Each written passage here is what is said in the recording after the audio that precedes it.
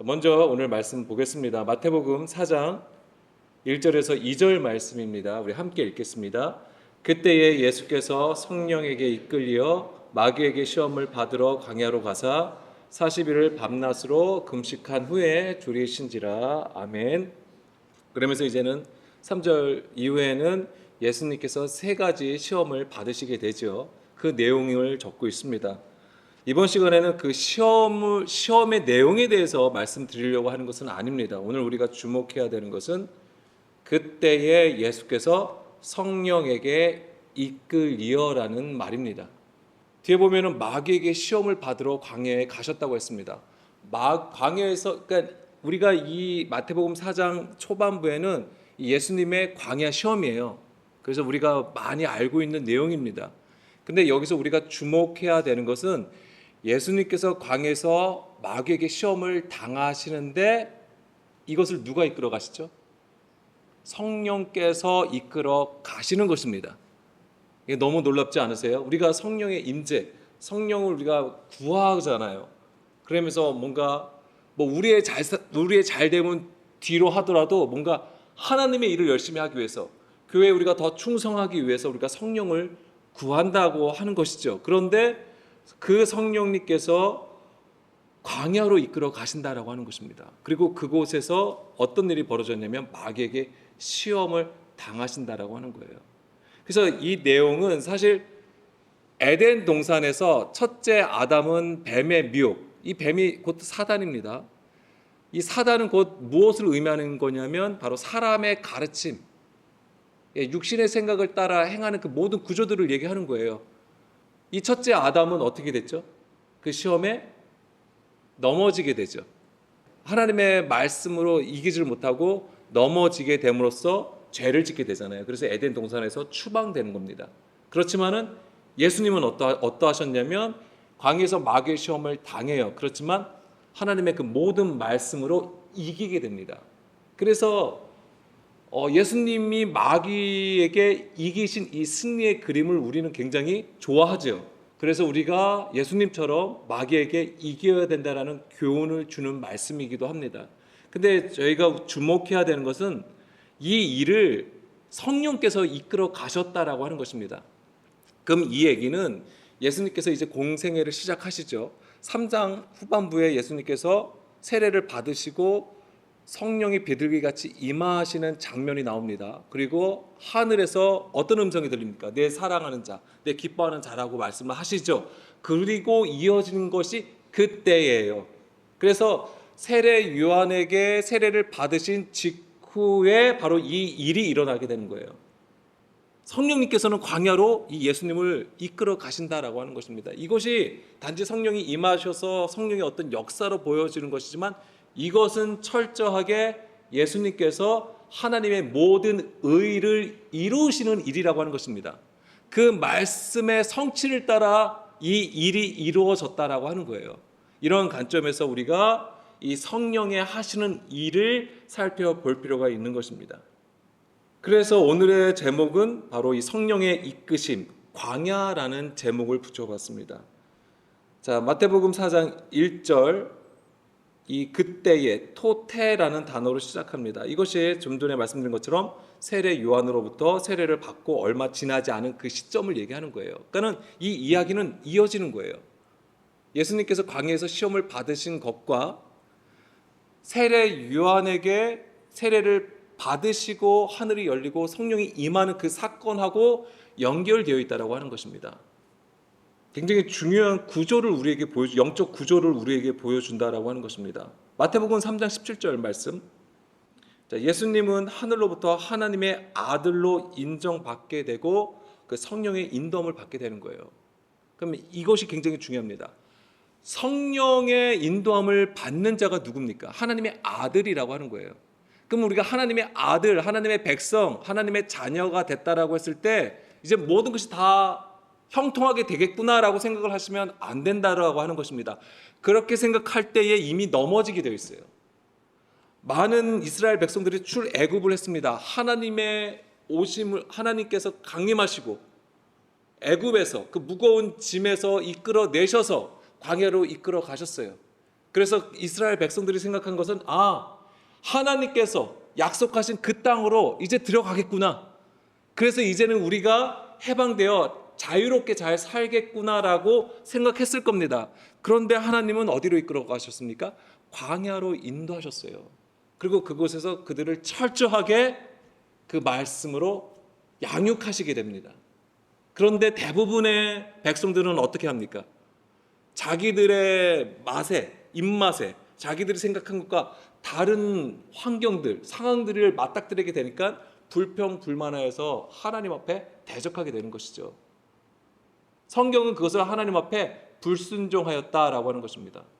단지 이 불순종이 하나님이 명령하셨을 때 난 따르지 않을 거야를 얘기하는 게 아니라 하나님의 말씀을 듣지 아니하였다. 그래서 하나님의 뜻이 아닌 자기의 뜻, 자기의 생각을 따라 말하고 행하였다라고 하는 것입니다. 그래서 모세를 그렇게 대적했던 거예요. 불평불만하면서. 그리고 광야를 지난 2년 후에 하나님께서 가나안 땅을 정탐케 하셨단 말이에요. 그러니까 가나안 땅을 보여주신 거예요. 근데 갈렙과 여호수아를 제외하고 다른 이들은 그 하나님께서 약속하신 땅을 어떻게 합니까? 악평해 버립니다. 자기들이 생각한 것과 너무 다른 거예요. 그곳에서는 이미 가나안 족속들이 살고 있었습니다. 그들은 어마어마하게 크고 거대했습니다. 그들이 생각한 거 너무 달랐던 거예요. 그러니까 아예 악평해 버리는 것이죠. 뭐냐면 자기의 말을 했다고 하는 거예요. 그런 구조 속에서 하나님은 그들을 어떻게 합니까? 계속 그 이후에 38년 동안 광야를 돌게 하셨다고 하는 거예요. 뭐예요? 철저하게 깨트리고 부서뜨리시는, 철저하게 낮추시는 그 일을 하신 것입니다. 이것이 우리가 볼 때는 그들을 심판하신 모습이지만 이것은 하나님께서 그들을 양육하시는 과정이었던 것입니다. 성령님께서 예수님을 광야로 이끄신도 다 이러한 것을 보여주시는 그림이에요.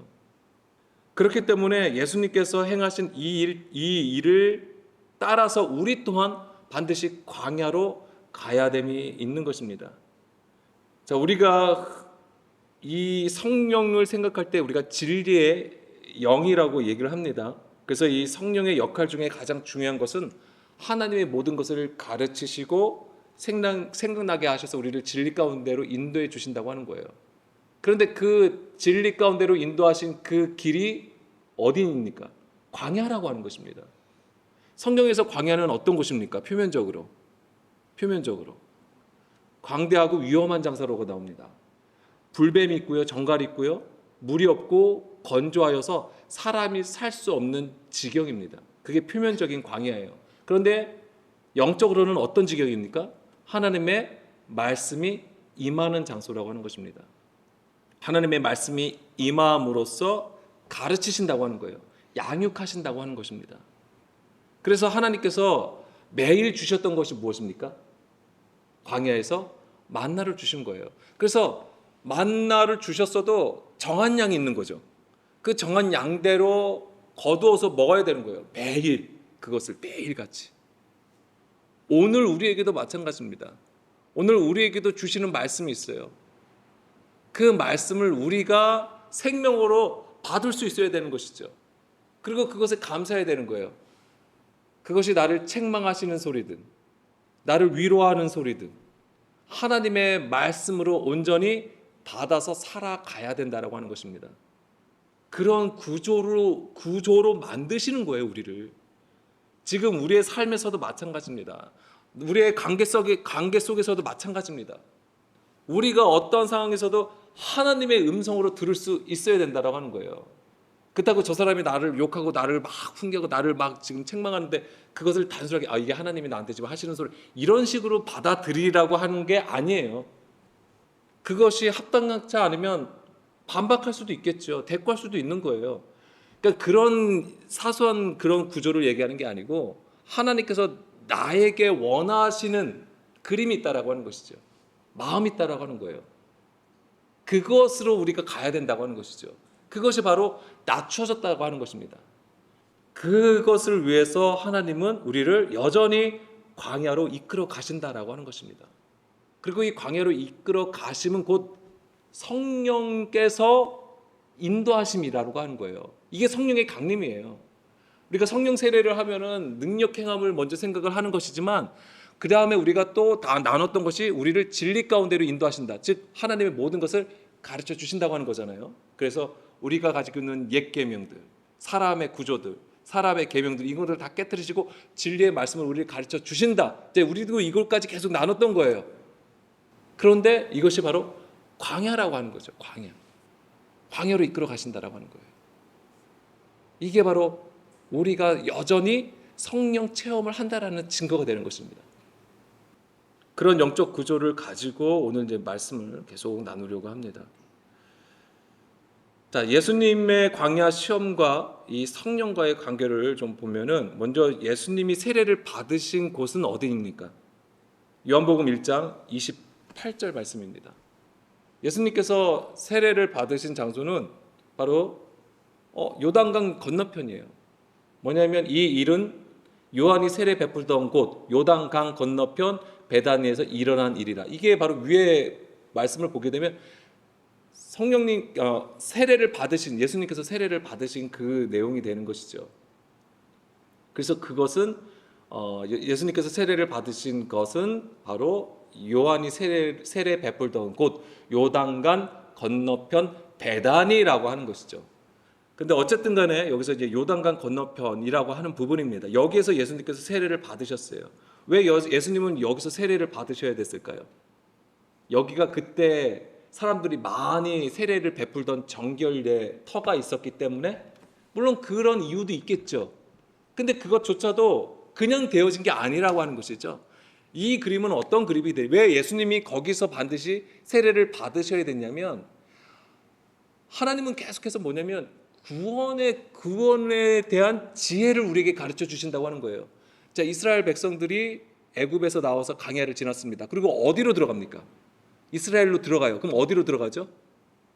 요단강을 건너서 그 다음에 여리고를 지나 들어가게 되는 거예요. 그러니까 바로 그걸 얘기하는 거예요. 요단강을 지나는 그 그림을 보여주는 거예요. 그래서 예수님께서 세례를 받으심은 성령님께서 임하셨잖아요. 자, 성령님께서 임하신 그림하고 어떤 거하고 연결돼야 되냐면 요단강을 건널 때 어떻게 건넙니까? 어떻게 요단강을 건너요? 배를 만들어서 건넜습니까? 다리를 만들어서 걸었어요? 아니죠. 어떻게 하죠? 언약궤를 메고 제사장들이 갔을 때에 요단강이 멈추잖아요. 그리고 마른 땅이 나옴으로 인해서 지나가게 됩니다. 이제 그 그림하고 관련되어 있다고 한 거예요. 그래서 성령님은 어떤 자에게 임하는가라고 했을 때에 어떤 자? 그 마른 땅이 된 자를 얘기하는 거예요. 마른 땅이 된 자에게 성령님이 임하신다라고 하는 것입니다. 그 그림은 어떤 그림하고도 연결됩니까? 노아의 방주, 노아의 홍수와도 관련되어 있는 거예요. 노아의 방주에서 비둘기가 나갔습니다. 그렇죠? 왜 비둘기를 보냈습니까? 물이 줄었는지를 살피기 위해서. 그리고 비둘기가 세 번째 나갔다가 다시는 돌아오지 않았어요. 돌아오지 않았다는 이유는 무엇입니까? 발 붙일 곳이 생겼기 때문에 돌아오지 않았다고 하는 것이죠. 그 발 붙일 곳이 생겼다고 하는 것은 물이 줄어들었다고 하는 거예요. 마른 땅이 나왔다고 하는 거예요. 그래서 많은 물이 줄어들고 이 많은 물은 무엇을 의미합니까? 세상이에요. 우리의 육신의 구조가 완전히 이제 점점점 쇠하여지는 상태, 없어지는 상태. 그리고 뭐니까 하나님이 원하시는 그 뭐예요? 마른 땅. 그래서 이 마른 땅은 창세기 1장의 셋째 날하고 관련되어 있잖아요. 이 마른 땅이 나와야지만이 하나님께서 무슨 일을 하십니까? 씨를 뿌리신다라고 하는 거예요. 이 씨를 뿌려야지만이 열매 맺을 수 있다라고 하는 것입니다. 이제 그 일을 하는 거예요. 그거 다 지금 관련되어 있는 거예요. 이 요단강을 건넌 게.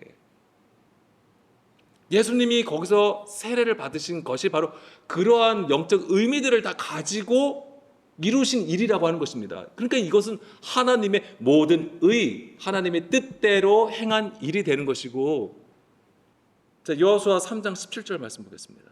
그 일이 있어야지만이 하나님께서 약속하신 땅, 그 요단강을 건너야지만이 하나님께서 약속하신 땅으로 들어간다라고 하는 거잖아요. 여목은 3장 17절에 여호와의 언약궤를 맨 제사장들은 요단 가운데 마른 땅에 굳게 섰고 그 모든 백성이 요단을 건너기를 마칠 때까지 모든 이스라엘은 그 마른 땅으로 건너갔더라라고 하는 것입니다. 그러니까 여기서 뭐냐면 이 이스라엘 전체가 다 하나님이 보시기에 합당한 자들이라고 하는 게 아니에요. 구원의 지혜의 그림을 우리에게 보여주시는 거예요. 그러니까 어떤 자가 이 하나님께서 약속하신 지경으로 들어갈 수 있습니까? 마른 땅을 가진 자, 마른 땅이 된 자만이 하나님께서 약속하신 그 땅으로 들어갈 수 있는 것이고, 그것을 예수님을 통해서 무엇을 보여줄까? 예수님을 통해서 어떻게 보여주시는 거예요? 죽고 일어나는 거잖아요.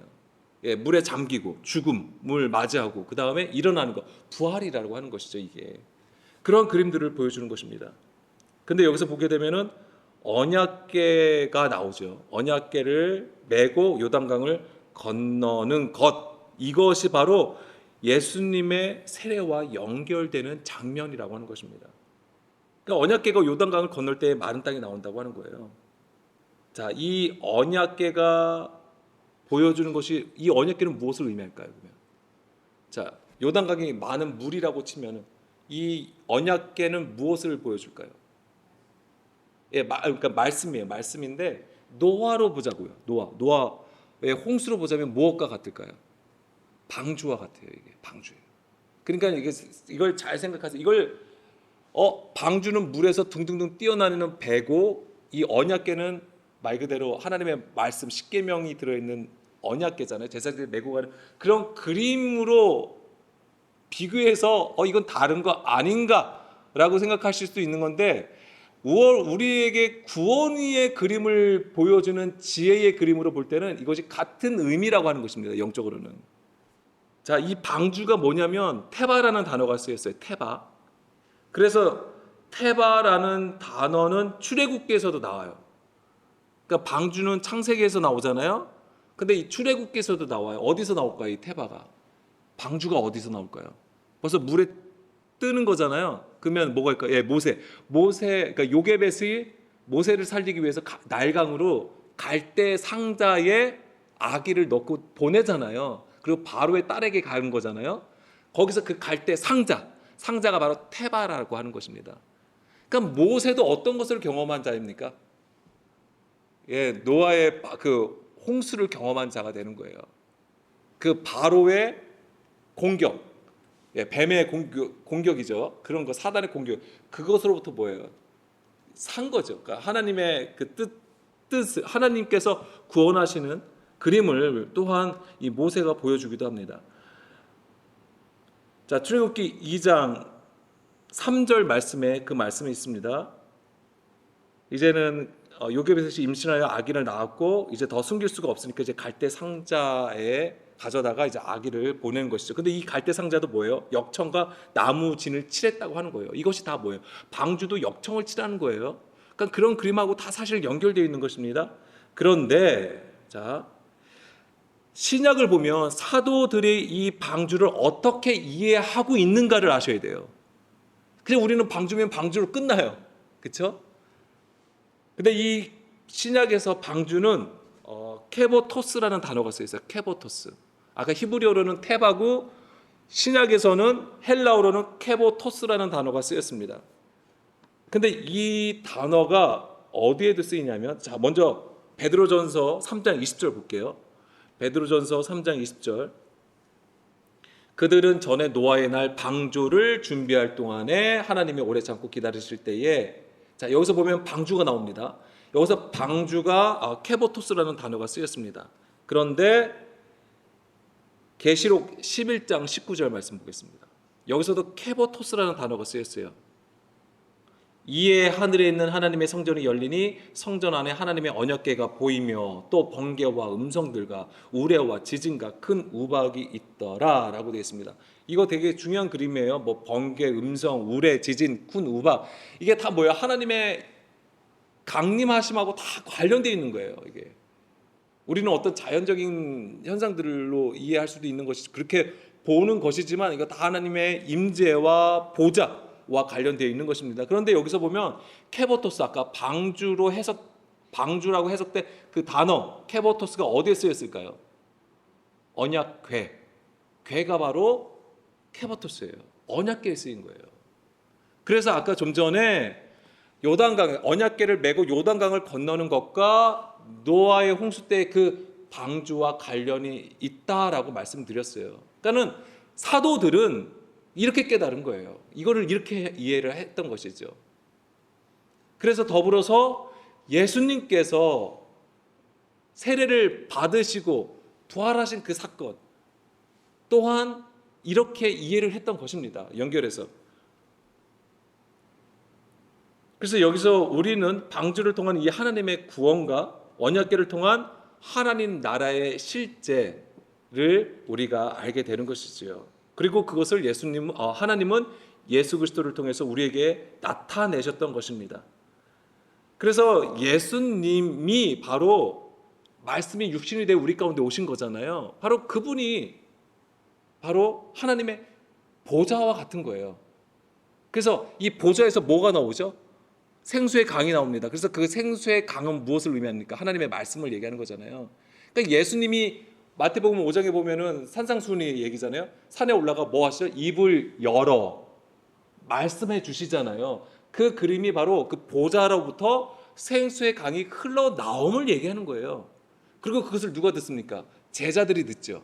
그 제자들이 그럼 어떤 모습입니까? 바로 보좌의 성전에서 길 가운데로 흐르죠. 그 다음에 그 강 좌우에 뭐가 있습니까? 생명나무가 있잖아요. 그러니까 제자들이 바로 그 생명나무라고 하는 거예요. 그 생명나무의 잎사귀가 만국을 치료한다고 했죠. 그러면 그것이 무엇입니까? 제자들을 통하여 그 복음을 전함을 얘기하는 것이죠. 그 복음을 전함으로써 세상의 그 구조, 육신의 구조를 깨트리시고 다시 하나님의 나라를 회복시키시는 그 놀라운 회복의 역사를 보여주시는 겁니다. 제가 지금은 말씀을 하나하나 보지 않고 큰 그림으로 지금 계속 말씀을 드리는 거예요. 자, 출애굽기 19장 4절 말씀 보겠습니다.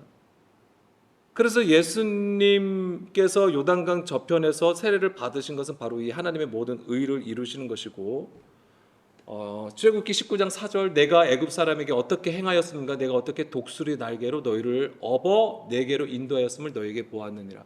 이거 뭐예요? 여기서 독수리 날개로 업었다고 하는 것이 뭐예요? 성령님께서 이끌어 가셨다라는 것을 의미하는 것입니다. 그러니까 예수님도 성령 세례를 그러니까 세례를 받으신 이후에 바로 이 성령에 이끌려서 광야로 가시는 거예요. 그래서 예수님도 철저하게 그 하나님의 말씀을 따라 운행하시게 되는 것이죠. 철저하게 순종하는 것입니다. 그래서 이 하나님의 구속 역사를 보여주는 것이 바로 이 4절이에요. 독수리 날개로 너희를 업어 광야로 인도하셨다라고 하는 것입니다. 그렇지만 광야는 굉장히 위험한 곳이라고 했습니다. 물이 없고 건조한 곳이라고 했습니다. 그럼에도 불구하고 그 광야는 하나님의 말씀이 임하는 장소였던 것이죠. 그곳에서 하나님은 그 말씀으로 하나님의 백성들을 양육하시는 거예요. 양육하심이 목적이었습니다. 그래서 계시록 12장 14절 말씀에서도 이런 말씀들이 있는 거예요. 계시록 12장 14절에서도 그 여자가 그 아들을 낳는 여자가 뱀이 그 아들을 삼키려고 했을 때 여자가 도망가잖아요. 그 여자가 큰 독수리의 두 날개를 받아 광야 자기 곳으로 날아가 거기서 그 뱀의 낯을 피하여 한 때와 두 때와 반 때를 양육받았다. 이런 표현들이 있는 거잖아요. 이것은 하나님께서 정하신 법이었던 거예요. 그리고 이것은 누구나가 다 가야 된다라고 하는 것입니다. 광야로 가야 되는 것이죠. 그곳에서 하나님의 법을 배우는 것이죠. 여기서 다시 한번 말씀을 드립니다. 거기서 광야는 하나님의 말씀이 임하는 장소라고 했고 우리는 그 광야에서 그 말씀으로 양육을 받아야 된다고 했습니다. 여기에서 일하시는 분이 바로 성령님이라고 하는 거예요. 성령께서 우리를 광야로 이끌어 가시고 성령님께서 임하셔서 우리를 진리로 가르치신다라고 하는 것입니다. 그러니까 우리가 성령 세례를 구하실 때에 이 그림을 가지고 계셔야 돼요. 안 그러면 넘어집니다. 성령을 받아도. 이제 또 오해하지 마십시오. 우리가 성령을 받아도 이것이 구원이 아니에요.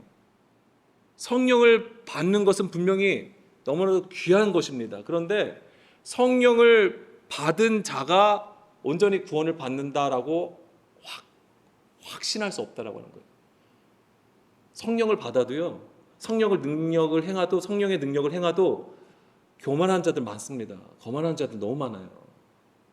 자기가 특별하다고 생각을 하는 경우가 많습니다. 넘어집니다. 사단 마귀도 능력 행합니다. 심지어는 하나님의 말씀을 가지고 유혹하잖아요. 미혹을 합니다. 그들도 가질 건 다 가져요. 영의 존재라고 하는 것입니다. 근데 하물며 우리가 좀 성령 능력 받았다고 해서 뭐 능력 행한다고 해가지고 뭐 특별한 자입니까? 그런 걸 조심해야 돼요. 우리가 하나님께 은혜를 받잖아요. 그 은혜를 받은 거를 귀하게 여기셔야 돼요. 교만하면 안 됩니다. 넘어집니다. 대부분이 넘어져요. 우리의 구조는 여전히 육신의 구조를 가지고 있기 때문에. 자, 우리가 성령님께서 우리를 광야로 이끌어 가심은 우리가 다 잘 알고 있는 말씀입니다. 신명기 8장 2절 3절 말씀에서처럼 광야를 이끄심은 바로 철저히 낮추고 줄이게 하심이라고 하는 거예요. 줄인다고 하는 것은 금식이 아닙니다. 뭐예요? 무교병을 먹는 거예요. 철저히 뭐예요? 하나님의 그 온전한 그 말씀만을 먹는 거예요. 하나님의 입에서 나오는 그 모든 말씀으로만 살아가는 상태가 줄인다라고 하는 거예요. 무교병을 먹는 거죠. 바로 예수님의 말씀을 얘기하는 거예요. 영과 생명의 그 말씀을 먹는 상태. 그러면 뭐예요? 어떻게 되냐면 낮춰진다라고 하는 것입니다. 그 낮추어진 자가 뭐예요? 마른 땅이 된 자를 얘기하는 거예요. 의에 줄이고 목마른 자가 됐다라고 하는 거예요. 우리 배부르잖아요. 하나님 안 찾아요. 만나 하찮게 여겨요. 우리가 이렇게 교회 나와서 예배 드리는 것조차도 뭐냐면 그냥 무감각해지는 거예요. 이게 하나님을 업신여기는 것입니다. 그런 부분들을 내가 단속할 수 있어야 되는 거예요. 근데 그 단속함은 나의 마음가짐으로도 단속할 수 있겠죠. 잠깐이에요. 그럼 우리가 언제 항상 하나님의 말씀 앞에 있고 기도하며 주의 뜻을 구하는 그 묵상함으로 하나님 우리의 스스로를 단속할 수 있어야 된다고 하는 거예요. 이건 우리에게 하나님께서 허락하신 거예요. 내가 하는 게 아닙니다. 이것 또한 하나님의 은혜 안에서 이루어진다라고 하는 것입니다.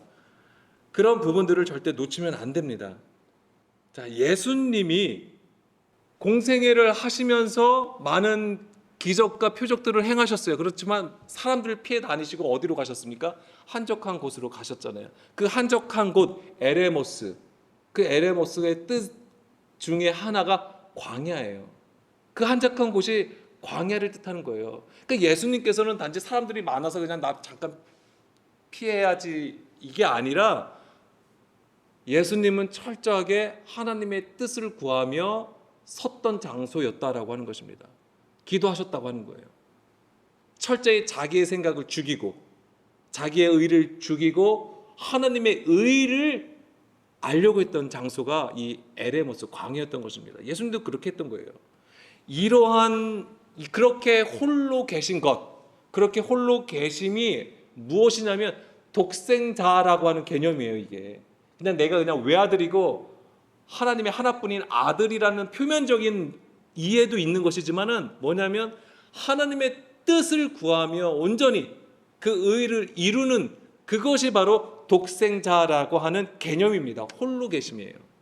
그 실제 홀로 계신 건 아니죠. 누가 함께 하시는 겁니까? 예, 하나님께서 하시는 거예요. 성령님께서 항상 함께 하신다고 하는 거예요. 자, 우리는 예수님을 믿으면, 교회를 다니면, 성령 세례를 받으면 우리의 일이 잘 풀리고 잘 될 거라고 생각을 합니다. 그렇지만 성령님이 임하시면 날마다 만나를 거두어 먹게 하신다고 하는 거예요. 그게 성령님의 일이에요. 그리고 우리를 낮추신다고 하는 거예요. 그리고 진리 가운데로 이끌어 가신다. 예수님은 그것을 보여주시는 것입니다. 그러면 그렇게 우리가 성령님께 이끌림을 당해요. 성령님께서 오늘 우리에게 진리로 가르쳐 주시고 깨닫게 하시는 부분들이 있어요. 그러면 어떤 일이 벌어집니까? 뱀의 미혹이 있는 거예요. 예? 뱀의 미혹이 있다고요. 우리가 성령 받고 영의 사람이 됐으니까는 아무도 우리를 접근 못해. 나쁜 것들이 나한테 침범도 못해. 아닙니다.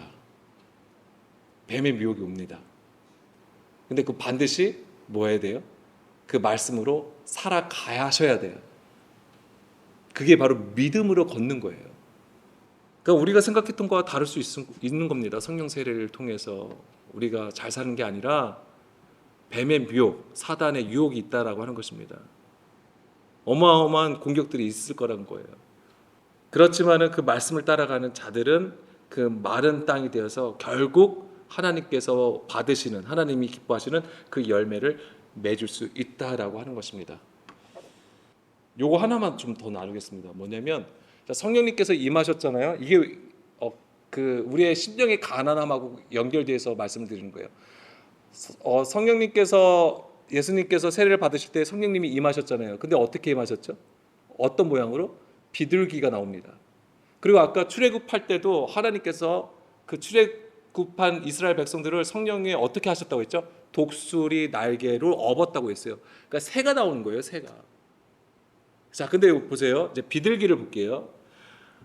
자, 레위기 14장 3절에서 5절 말씀 보겠습니다. 이건 좀 빠르게 좀 나눌게요.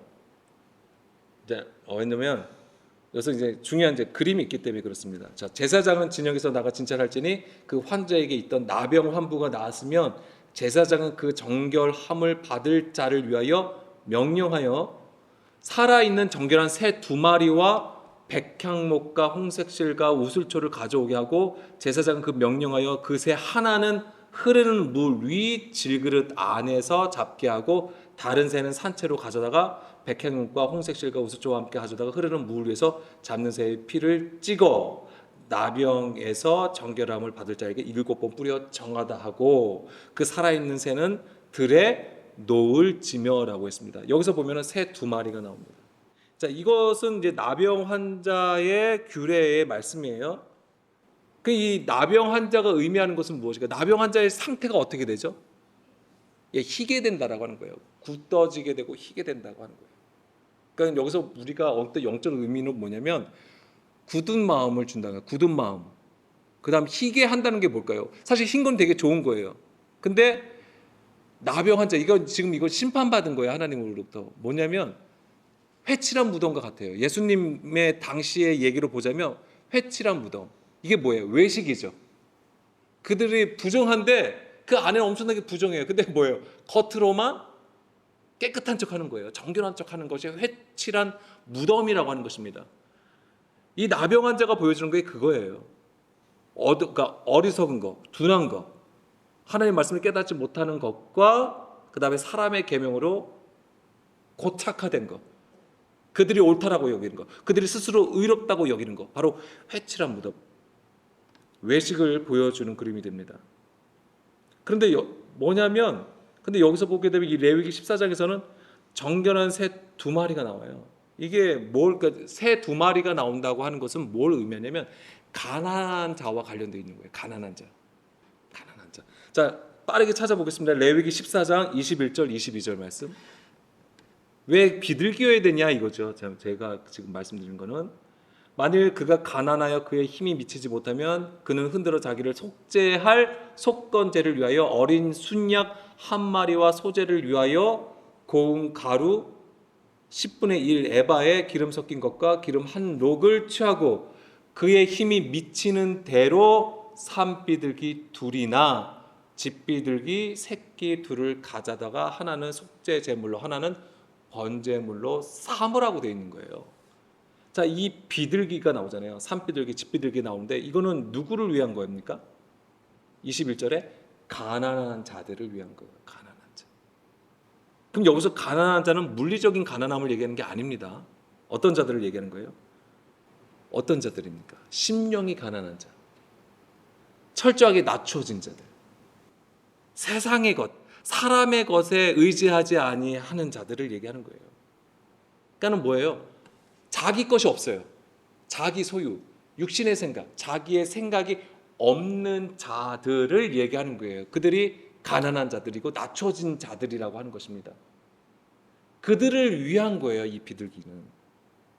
그래서 이 비둘기가 임한 거예요. 성령의 모습으로. 성령께서 임하셨는데 그것이 비둘기처럼 임하였다라고 되어 있는 거예요.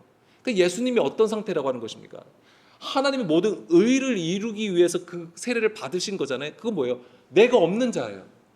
철저히 내가 없고 자기가 부인되고 오직 주의 뜻, 자기 하나님의 그 의만을 구하여 서는 자를 얘기하는 것이죠. 그래서 하나는 뭐죠? 속죄 제물이 되고 하나는 들에 놓아주라고 돼 있죠. 거기서 보겠습니다. 레위기 14장 6절 보겠습니다. 6절. 예. 여기 보면 다른 새는 산채로 가져다가 백향목과 홍색실과 우슬줄을 함께 가져다가 흐르는 물 위에서 잡은 새의 피를 찍어. 자, 이것은 무엇을 의미할까요? 이게 바로 예수님의 죽음을 의미하는 거예요. 그리스도의 죽음과 관련되어 있는 것이고 7절에 나병에서 정결함을 받은 자에게 7번 뿌려 정하다 하고 그 살아있는 새는 들에 놓을지며라고 되어 있어요. 들에 놓아줘요. 이건 뭐예요? 살아있는 거잖아요. 이건 부활을 의미하는 거예요. 그러니까 여기서조차도 뭐예요? 예수님의 죽음과 부활이 지금 계시되어 있다라고 하는 것입니다. 자, 레위기 14장 53절. 예, 거의 다 이제 끝났습니다. 레위기 14장 53절 보게 되면 그 살아있는 새는 성 밖 들에 놓아주고 그 집을 위하여 속죄할 것이라. 그러면 정결하리라. 아멘. 여기서 들이 나옵니다. 성 밖 들에 놓아주라고 되어 있어요. 여기가 어딜까요? 광야로 간다라고 하는 거예요. 황폐한 곳으로 간다는 거예요. 이 말씀에서조차도 어디로 이끌어가냐면 황폐한 곳으로 간다라고, 광야로 간다라고 하는 거예요. 지금 예수님은 이것을 지금 보여주시는 거예요. 예수님께서 뭐예요? 세례를 받으셔서 죽으셨잖아요. 그렇죠?